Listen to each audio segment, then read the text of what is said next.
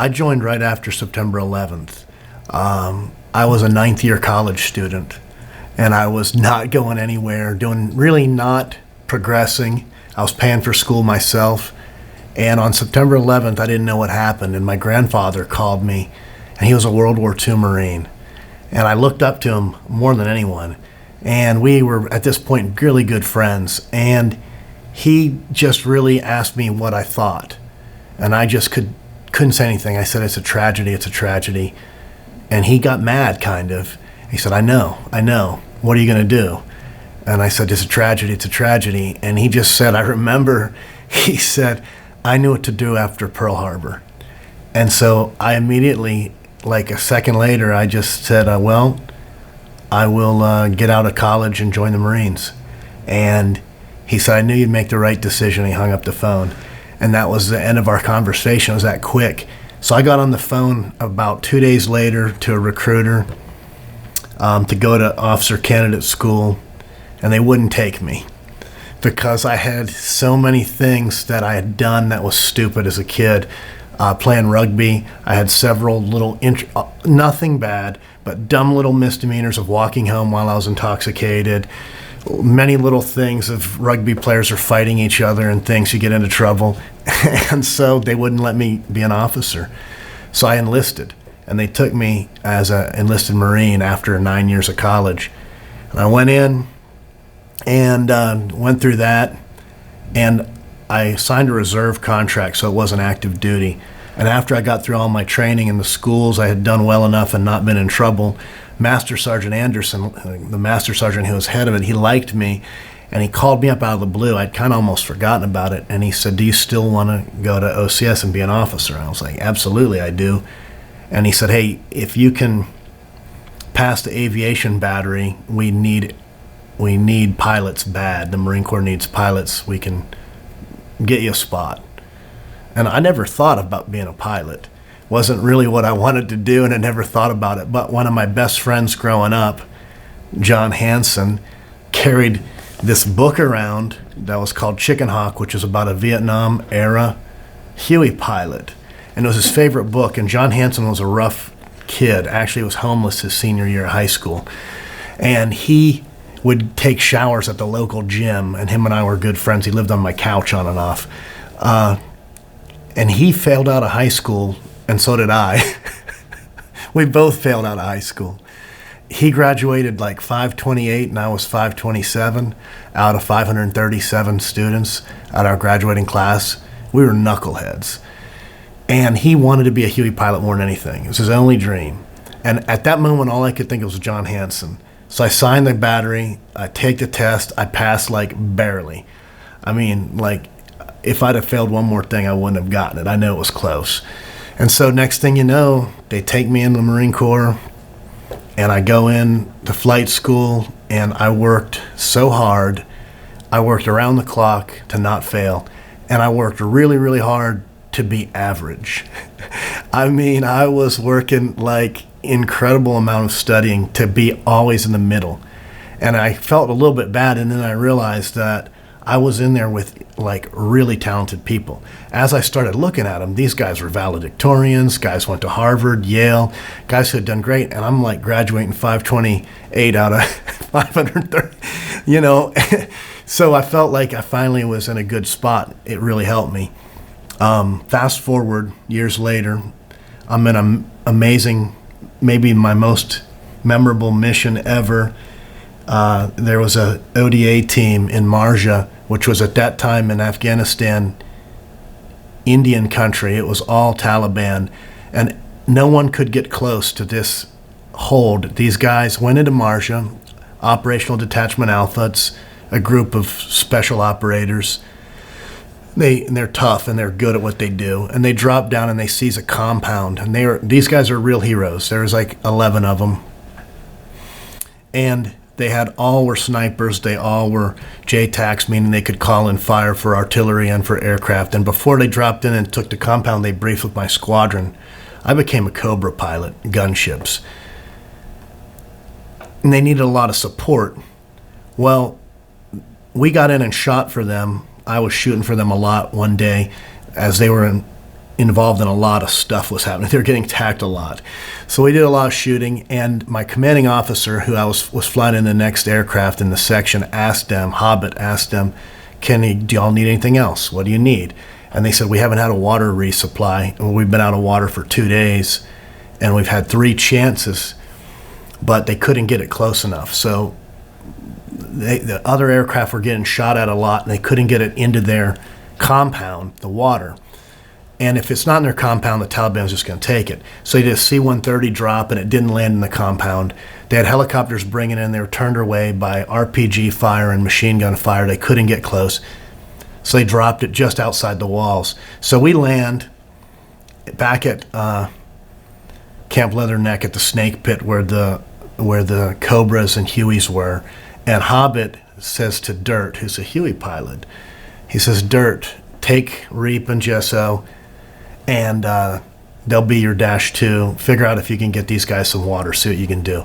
So immediately he starts loading up water, and he gets on his knee and in the dirt asks us where we're going, and we tell him, and he like draws up a plan in the dirt. And it's like so simple, but we've done it a lot. Basically, I will fly low, you fly high, shoot at anything that gives me effective fire, and I'm going to put it on their porch, is what he said. And so we launch at like midnight, a little before midnight, and we fly in. It's not a far flight, like 8 minutes away is all it took to get there, but we started taking a lot of fire, and Dirt was flying like at 50 feet off the ground, and me and DeGesso were flying like at 1,000 feet, and we were just seeing like a lot of tracer fires at him. But none of it yet was effective, but it's getting pretty effective. And there's so many points of origin that it would have been hard to know where to shoot, as the Cobra up here. And the JTAC ODA guy comes on and he says, you're taking fire from here and here. And Dirt says, I know. And they're flying, and it's exciting. And the JTAC says, if you can get it anywhere inside of our compound walls, that would be great. And Dirt over the mic just says, I'm going to put it on your effing porch. And he's about to fly into an artillery mission, which there's a artillery barrage to south, and DeGesso, who is really sharp, the pilot flying with me, said, Dirt, you got to stop going south. You're going to run into an artillery mission going on. And because Dirt was so low, he didn't have the awareness that we had. He was just trying to not get shot at, and he's just moving as he's seeing stuff coming. And he moves back, and we're literally talking him on. We're like, come right, keep coming right. It's coming up, you're close, and we're telling him where to go. And he just keeps going and going and going. And then he gets over the compound, and he stands the helicopter up on its tail, pretty low to the ground, and tips it over, and they eject all this water. These guys get rid of the water like in 2 seconds or less.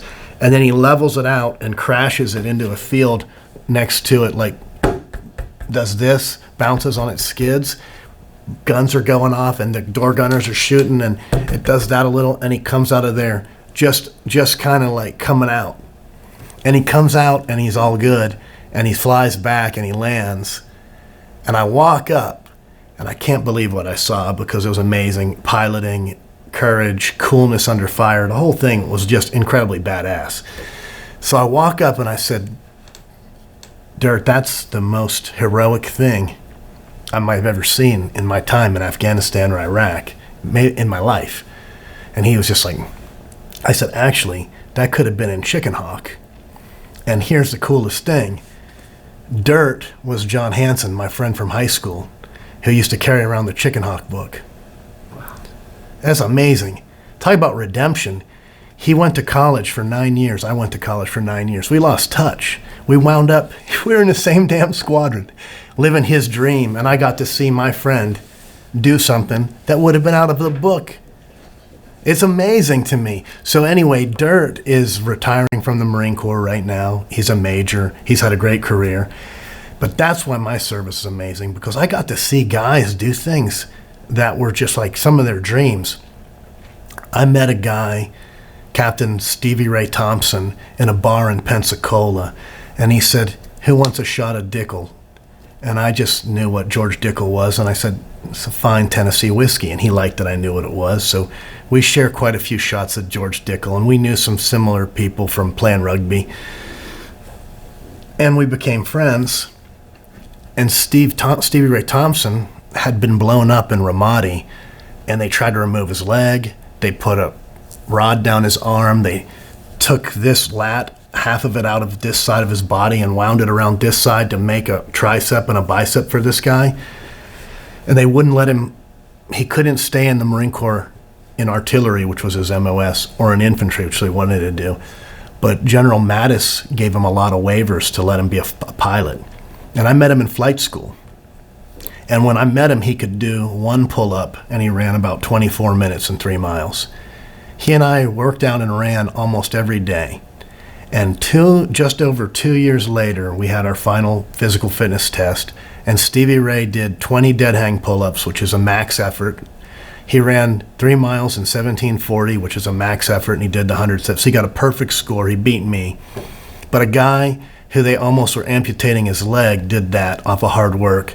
Stevie Ray and I wound up in the same squadron, and we flew on a mission in Iraq, and and we're in the same aircraft, Cobra pilots together, and he tips the helicopter over and he says, "See that?" And I was like, "Yeah."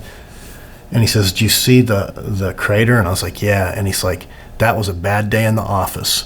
And that was where he had been blown up about 4 years earlier in that exact spot. And now he's flying a helicopter as a TAC helicopter commander over the same spot in the same war. I don't know for sure, but I'm pretty sure no one's ever been blown up and then fly an aircraft over the same spot they were blown up in combat. So he's probably the only guy that's ever done that.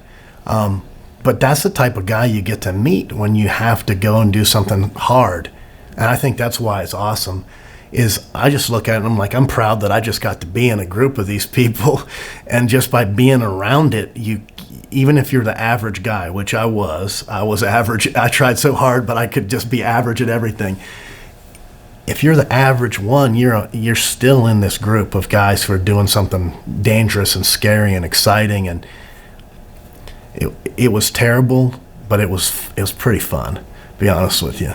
I mean, maybe I'm sick for saying that, but our job was pretty fun. Even the worst of times, it was sort of scary and fun. The world can be great, but you have to put yourself in that position, and you have to challenge yourself.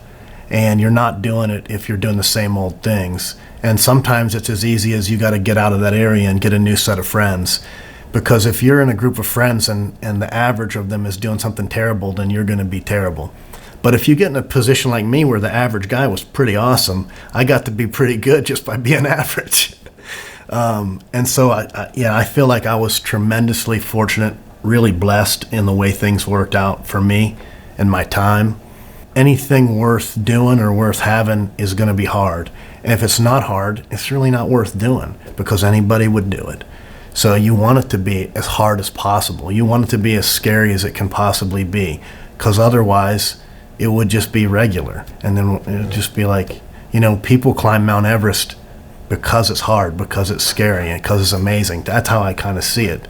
My grandfather was a Marine. My dad is a Marine. My uncle was a Marine. My mom was a Marine. My stepmom was a Marine. It's like one of the most proud things in my life, to be honest with you. Yeah. I didn't think I wanted to be a Marine. I didn't want to be one. And then it just happened, and it happened to me. And then when it did, it mattered a lot. Not that I liked my time in the Marine Corps always. I was really happy to get out. But the group of people you put yourself in are fantastic. I mean, they really do live honor, courage, commitment. That's the tagline, but they live that. And I always looked at it like the motto my grandfather used to it would be like he would just say Semper Fi. Well, what he meant was always faithful, meaning he's always going to be there, and he's always going to be trying to do the right thing no matter what.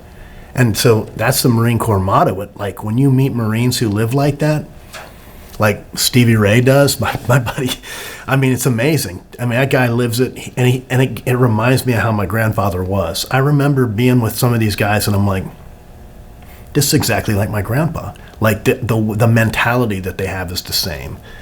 And so I knew, I was like, this is closer to how I need to be.